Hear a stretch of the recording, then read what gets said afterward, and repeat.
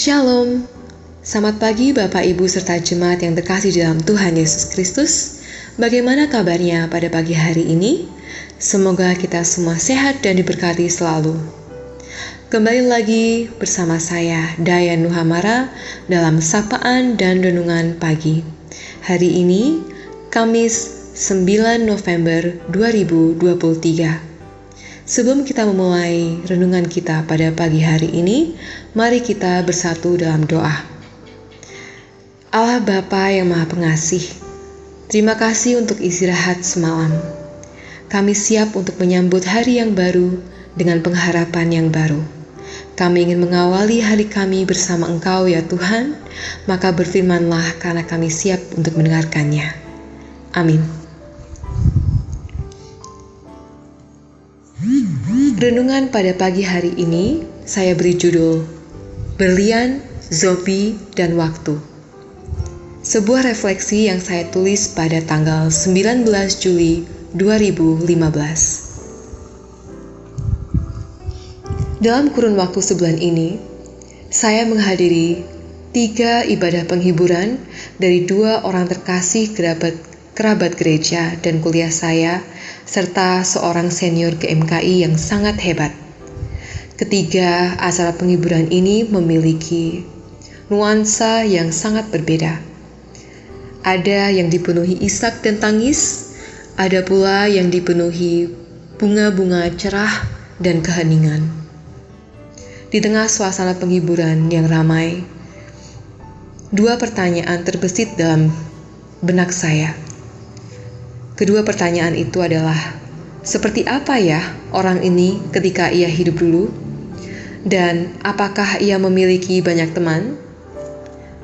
Kedua pertanyaan tersebut akan langsung terjawab dengan reaksi luapan emosi para pelayat yang hadir. Tidak berarti bahwa acara penghiburan yang sedikit tangisannya berarti almarhum adalah orang yang tidak populer atau kuper, yaitu kurang pergaulan. Dan sebaliknya tidak berarti juga bahwa penghiburan yang syarat tangisan dan pelukan mencerminkan betapa berharganya orang itu bagi teman-temannya.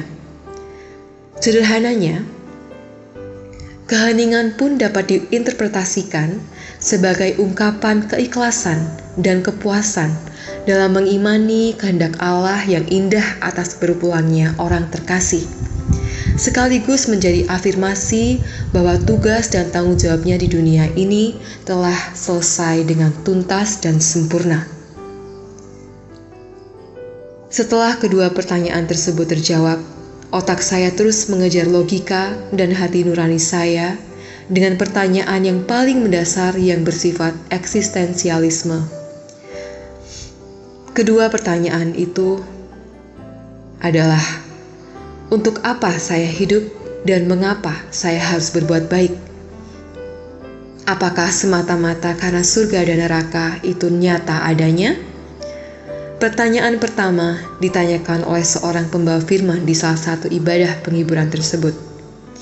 Ia memaparkan kontradiksi antara hidup terarah dan bertujuan dengan hidup penuh kesia-siaan melalui sharing mengenai makna dalam ayat dari kitab Pengkhotbah 3 ayat yang ke-11 yang berbunyi, ada waktu untuk berduka dan ada waktu untuk tertawa. Untuk segala sesuatu ada waktunya. Sepenggal ayat tersebut menjawab pertanyaan mengenai waktu dan tujuan hidup, serta kaitan paradoksikalnya dengan hidup yang tanpa arah.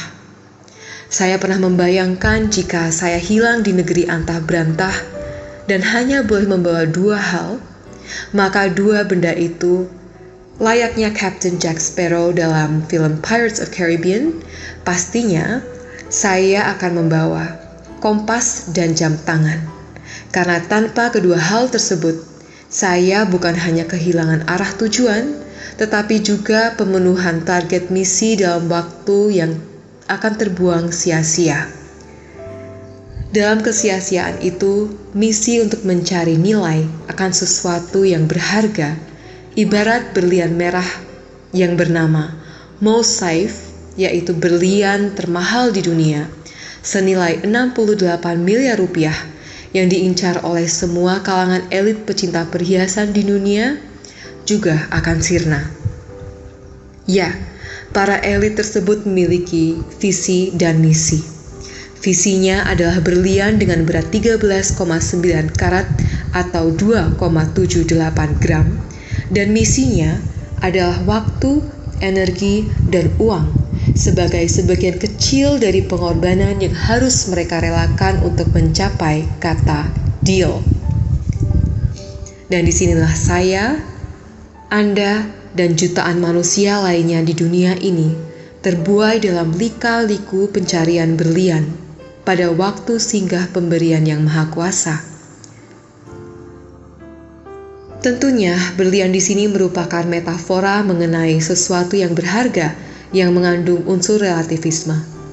Karena apa yang berharga bagi saya belum tentu berharga bagi Anda, dan begitu pula sebaliknya. Namun satu hal yang pasti, tak ada satupun di dunia ini yang berharga ketika makna tidak memiliki definisi. Martin Heidegger, penganut Nietzsche, seorang filsuf ateis ternama yang dikenal sebagai pencetus The Death of God, merupakan filsuf ontoteologis dan eksistensialis ternama yang teori-teorinya masih diperdebatkan hingga dewasa ini. Heidegger mencetuskan nosi yang lebih praktikal dalam bukunya Being and Time.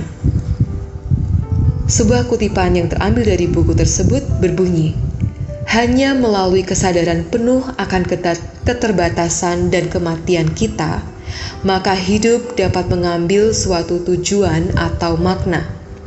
Nah, teori praktis ini jauh lebih mudah dipahami karena parameter ada diukur dengan konsep fundamental Dasein, yang dalam bahasa Jerman berarti hadir.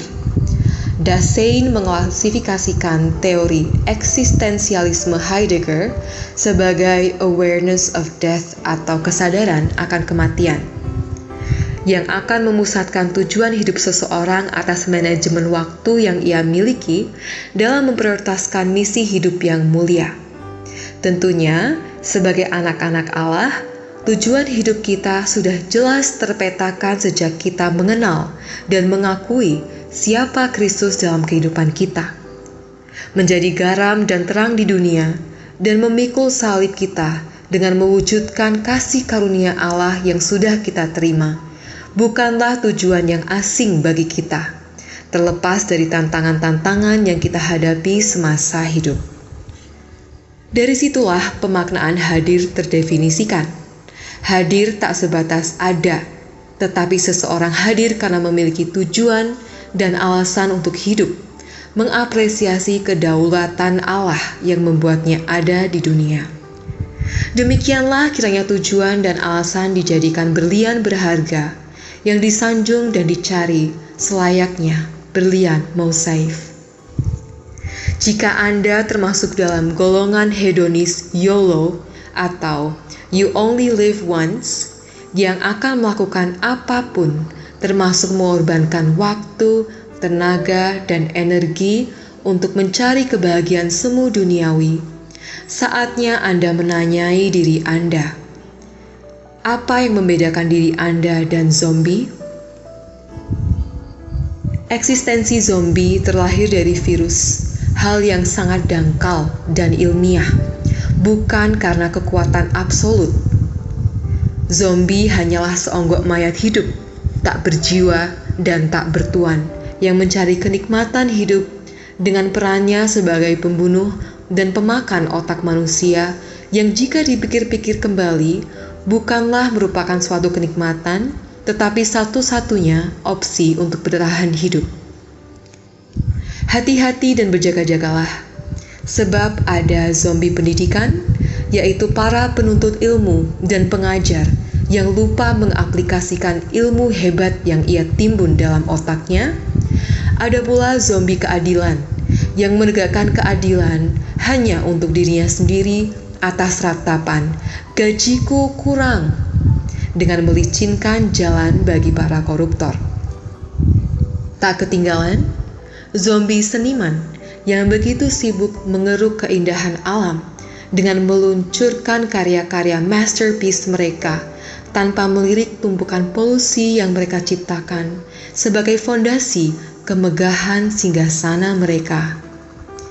Dan yang sungguh tak bermutu adalah zombie yang hanya eksis di mana ada pesta kemabukan materialisme, kerlap-kerlip dunia malam, dan sorotan media sosial. Tidak salah untuk mencari kebahagiaan dalam hidup ini. Namun alangkah lebih bermaknanya hidup kita apabila kita tidak hanya secara pasif menerima semua kenikmatan duniawi yang ada. Hidup akan menjadi jauh lebih berarti ketika kita menjadi subjek yang memiliki kontribusi aktif dalam membangun kerajaan Allah di dunia ini. Definisi hadir adalah jika hidup ini memiliki dampak yang berbanding lurus dengan alasan mengapa kita diciptakan di dunia ini. Entah itu untuk pembangunan negeri, pendidikan, maupun hal-hal sepele, memperhatikan tetangga sepuh yang tinggal sendiri. Mari kita selaraskan identitas kita sebagai anak-anak Allah dengan kapasitas profesi apapun yang kita miliki saat ini, dan makna kehidupan pun akan mencari Anda.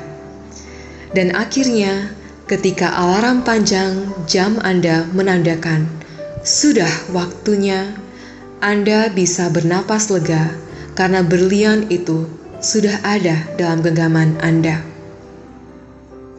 Akhir kata, you only live once, but once is enough when you live it wisely. Time is money, but a more profound matter is time is meaning. Hidup hanya sekali, tetapi sekali itu cukup ketika kita hidup dengan bijaksana. Waktu adalah uang, tetapi terlebih penting lagi adalah waktu adalah makna. Kiranya Tuhan memberkati dan memampukan kita untuk mencari tujuan hidup kita yang sesuai dengan kehendak-Nya. Tuhan memberkati kita semua. Shalom.